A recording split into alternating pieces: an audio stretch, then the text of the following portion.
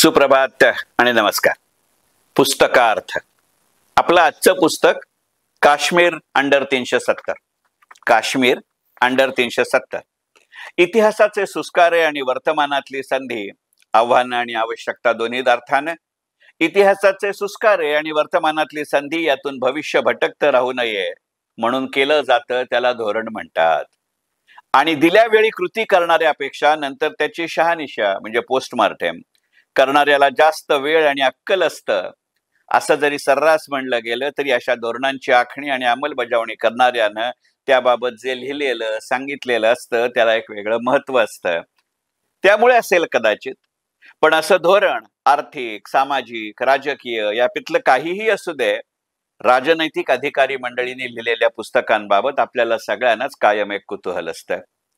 प्रत्यक्ष राजकारणी मंडळी अशा घटना, धोरण याबाबत नेहमीच त्यांना सोयीस्कर असं लिहितात याची मनोमन आपल्याला जाणीवही असते.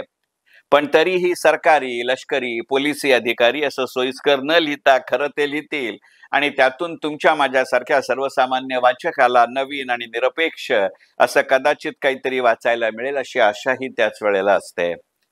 पण त्याच वेळी अशी सेवानिवृत्त सरकारी, लष्करी, पोलिसी अधिकाऱ्यानं लिहिलेली पुस्तकं वाचण्यासाठी हातात घेताना एक प्रकारची भीतीही मनात असते. हे अधिकारी सरकारी सेवेत असताना सहसा लिहित नाहीत, कारण काही प्रमाणात तरी त्यांच्या नोकरी, सेवाविषयक नियमांची त्यांच्यावर बंधनं असतात. त्यामुळे सरकारी सेवा सुरू असतानाही जी लेखनपाटीलकी करता येते ती इतिहास, विश्वास या स्वरूपाची होते. सरकारी सेवेत असताना काही गोष्टी जशा आपल्याला पटलेल्या असतात तशा काही गोष्टी न पटलेल्याही असतात. आणि सेवेत असतानाही त्या गोष्टी मनोमन व्यक्ती म्हणून पटलेल्या असू देत किंवा नसू देत त्याची अंमलबजावणी ही करावीच लागते, प्रसंगी अगदी मन मारूनही. त्यातून कदाचित अस्सलपेक्षा बाटगा कडवा असं होत असावं. त्यातून सेवानिवृत्त सरकारी अधिकाऱ्यानं लिहिलेलं पुस्तक म्हणजे एकतर कट्टर समर्थन किंवा पराकोटीची टीका अशी मांडणी असेल का अशीही कुठेतरी मनात भीती वाटत असते. आणि तसंच असं लेखन उद्युक्त की उत्स्फूर्त असंही मनात येतं. त्याचप्रमाणे अशी पुस्तकं केव्हा येतात याकडेही नकळत नजर असतेच. एखादा सिनेमा नाही का एखाद्या विशिष्ट वेळी प्रदर्शित होतो किंवा केला जातो, पण काश्मीर अंडर 370 हे पुस्तक असं नाही. काश्मीर आणि कलम 370 आता पुलाखालून काही प्रमाणात तरी पाणी वाहून गेलंय.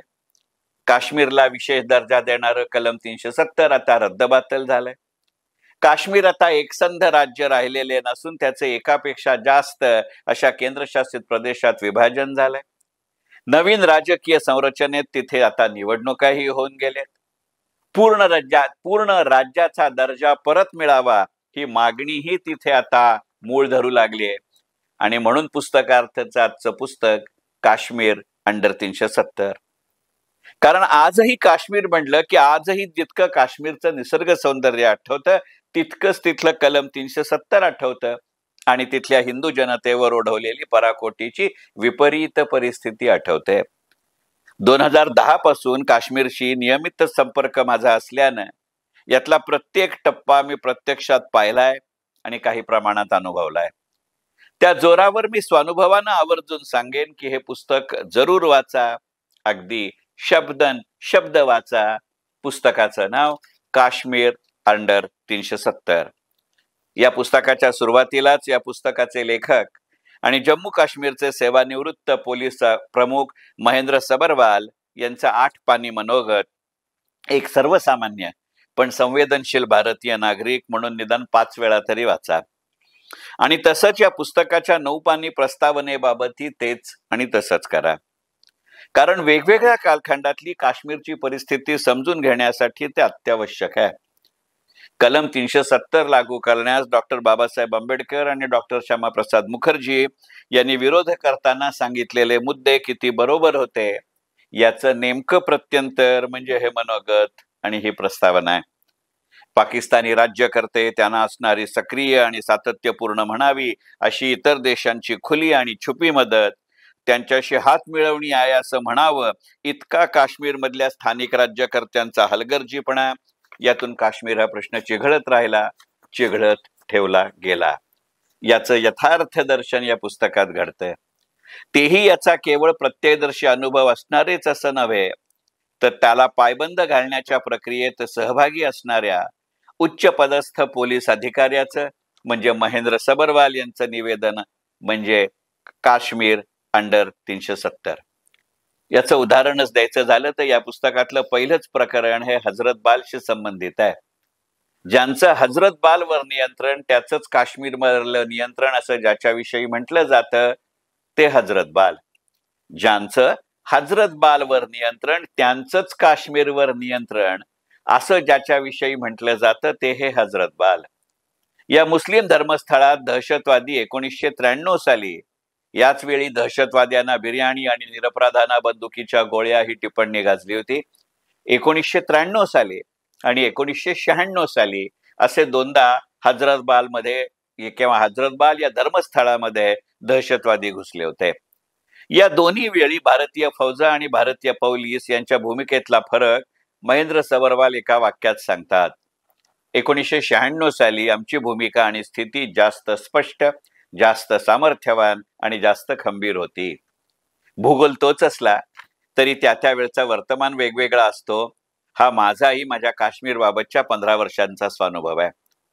केवळ काळच बदललेला असतो असं नव्हे, तर खेळाडू, त्यांची ताकद, त्यांचे ग्रह, आग्रह, पूर्वग्रह असं सगळं बदललेलं असतं. आणि याचं नेमकं वर्णन या पुस्तकाचे लेखक आणि माजी पोलीस महासंचालक महेंद्र सबरवाल काश्मीर अंडर 370 या पुस्तकात करतात. आणि हे तपशील तांत्रिक कोरडेपणानं या पुस्तकात मांडले जात नाहीत. हे या पुस्तकाचं एक सुंदर वैशिष्ट्य आहे. 1993 आणि 1996 वर टिप्पणी करताना सबरवाल साहेबांना जुना ग्रीक इतिहास संशोधक हर्क्युलस आणि त्याचे शब्द आठवतात. आणि ते शब्द सांगत महेंद्र सबरवाल म्हणतात, एकाच नदीत तुम्ही दोनदा शिरत नसता. एकाच नदीत तुम्ही दोनदा शिरत नसता, कारण दरवेळी तुम्ही आणि नदी हे दोन्ही बदललेलं असतं. या पुस्तकाचं मला सर्वात जास्त आवडलेलं वैशिष्ट्य म्हणजे काश्मीरी नागरिक, हिंदू आणि मुस्लिम दोघंही त्यांच्या बोलीभाषेत वापरत असलेले अनेक शब्द या पुस्तकात येतात. प्रत्येक वेळी असा शब्द आला की तिथल्या तिथे त्याचा इंग्लिशमध्ये अर्थ दिलाय. आणि असे शब्द या पुस्तकात उपरेपणानं न येता लेखनाच्या ओघात एकजीव होऊन येतात.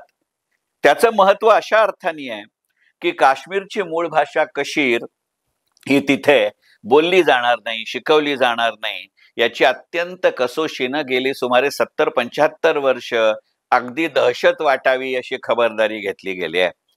आज कशीर ही भाषा जी काही शिल्लक आहे त्याचं बहुतांश श्रेय निर्वासित हिंदू पंडित मंडळींना आहे. ही भाषा आणि त्यातल्या भावनांचे संकेत ही किती कोवळी बाब आणि दुखरी नस आहे हे मी स्वानुभवानं सविस्तर सांगू शकेन. आधी भाषा आणि मग संस्कार नष्ट करा, समाज आपोआप आणि कायमचा नष्ट होईल, अशा आशयाचा एक वाक्प्रचार कशीर भाषेत आहे. आणि दुर्दैवानं आज तेच दुर्दैव कशीर भाषा भोगतेय. कशीर भाषेतला वाक्प्रचार असा आहे, आधी भाषा आणि मग संस्कार नष्ट करा, समाज आपोआप आणि कायमचा नष्ट होईल. ऑस्ट्रेलियात क्रिकेट सामने खेळताना भारतीय खेळाडू ऑस्ट्रेलियाच्याच खेळाडूंना एकमेकांशी हिंदीत बोलतात तेव्हा मला याची फार आठवण होते. या पुस्तकाचं दुसरं वैशिष्ट्य म्हणजे स्पष्टपणे तसं न सांगता घटनेचं कलम 370 रद्द होणं, कारगिल विजय आणि उरी सर्जिकल स्ट्राईकची अत्यावश्यकता आणि सैद्धांतिक भूमिका हे पुस्तक वाचकाच्या मनात निर्विवादपणानं बिंबवत राहतं. या पुस्तकाचं आणखीन एक वैशिष्ट्य म्हणजे इतकी वर्ष काश्मीर प्रश्न प्रज्वलंत ठेवण्यातनं आधी काश्मीर हिंदुस्थानपासून स्वतंत्र, निदान विलग करणं आणि नंतर त्याचं पाकिस्तानमध्ये विलिनीकरण करणं हे जे पाकिस्तानचं आणि त्याच्या समर्थक राष्ट्रांचं धोरण होतं किंवा आहे त्याचे अनेक कंगोरे त्यातनं सामोरे येत राहतात. त्याचवेळी एरवी पाकिस्तानला सतत आणि भरघोस मदत करणारा अमेरिका प्रसंगी भौगोलिक दृष्ट्या इतका लांब असूनही पाकिस्तानात शिरून ओसामा बिन लादेनला कसं मारतं आणि तुलनेनं आपण देश म्हणून प्रचंड मोठ्या प्रमाणावर भरडले जाऊनही त्या काळात आपण कधीही कारवाई का केली नाही, असे अनेक प्रश्न हे पुस्तक आपल्या मनामध्ये जागृत करतं. ओसामा बिन लादेन जिथे मारला गेला तिथून भारतीय चौक्या काही अवघ्या किलोमीटरवर आहेत असा उल्लेख या पुस्तकात आहे. सध्या बांगलादेशात आणि इतर ठिकाणीही असलेल्या घडामोडीत याचं भान हे पुस्तक करून देत राहतं. या पुस्तकात ते वाक्य एका वेगळ्या संदर्भात येतं हे मान्य, पण ते वाक्य अनेक बाबतीत फार महत्वाचं आहे. महेंद्र सबरवाल यांचा काश्मीर अंडर 370 या पुस्तकात एक वाक्य आहे, rulers who declare war against their people can not offer anything to anyone else but injustice. वाक्य पुन्हा म्हणतो, महेंद्र सबरवाल यांच्या काश्मीर अंडर 370 या पुस्तकामध्ये येणारं एक वाक्य असं आहे, rulers who declare war against their own people can not offer anything to anyone else but injustice. हल्लीच्या काळात युद्ध फक्त रणांगणावर आणि फक्त शस्त्रांनी लढलं जात नाही, आणि अशा युद्धात युद्धविरामही नसतो आणि युद्धबंदीही. कारण अशा युद्धात हेच पुस्तक सांगतं तसं वेगवेगळं स्वारस्य, इंटरेस्ट, प्रवृत्ती, इन्स्टिंक्ट्स आणि उद्देश, इन्क्लिनेशन्स सदैव कार्यरत असतात. काश्मीर अंडर 370 म्हणजे वेगवेगळं स्वारस्य, इंटरेस्ट, प्रवृत्ती, इन्स्टिंक्ट्स आणि उद्देश, इन्क्लिनेशन्स कार्यरत असतात याची प्रचिती. कारण त्यात एकाच वेळेला अनेकदा वैयक्तिक, व्यावसायिक, सामूहिक, राष्ट्रीय असे प्रवाह असतात, आणि याची प्रचिती महेंद्र सबरवाल यांच्या काश्मीर अंडर 370 या पुस्तकाच्या प्रत्येक प्रकरणात येते. या पुस्तकाच्या मनोगताचा शेवट करताना काश्मीरमध्ये सुमारे 4 दशक म्हटलं पाहिजे, 4 दशक म्हणजे 40 वर्ष, 1964 ते 2004 अशी 40 वर्ष पोलीस सेवा करून जम्मू काश्मीरचे पोलीस प्रमुख म्हणून निवृत्त झालेले आणि मूळचे काश्मीरी निवासी नसल्याने खूप इच्छा असूनही काश्मीरमध्ये स्वतःचं घर घेऊन राहू न शकलेले महेंद्र सबरवाल पाकिस्तानी राज्यकर्ते आणि दहशतवाद्यांना उद्देशून म्हणतात, तुमच्याकडे घड्याळ असेल पण माझ्याकडे वेळ आहे, आणि वेळ आता माझ्या बाजूने. काश्मीरी दहशतवाद्यांना आणि पाकिस्तानी राज्यकर्त्यांना उद्देशून महेंद्र सबरवाल या पुस्तकाच्या मनोगताचा शेवट करताना म्हणतात, तुमच्याकडे घड्याळ असेल पण माझ्याकडे वेळ आहे, आणि वेळ आता माझ्या बाजूनी आहे. आणि म्हणून अगदी आवर्जून संग्रही ठेवावं असं पुस्तक महेंद्र सबरवाल यांचं काश्मीर अंडर 370.